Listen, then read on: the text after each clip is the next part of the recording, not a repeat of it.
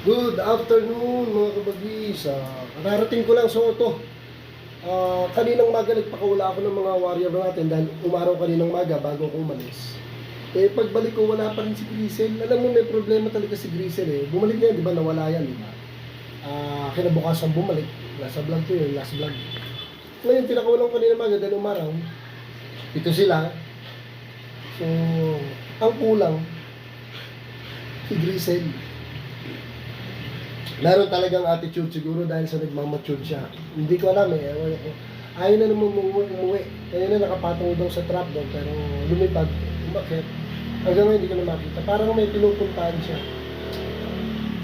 So, eto sila mga naka-barpolina. Ayan sila. Si Grisel lang ang wala. Si Grisel talaga. Magagabi na.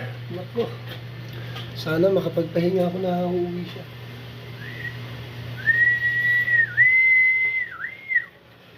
Wala eh. Wala talaga. Ito. So yun, wala talaga mga kabagis. Pero uwi at uwi yan. Mukhang may tinatambayan lang dahil nga lipas siya, no? Palipas sa YB. Pero bukas yan, ihahagis ko yan.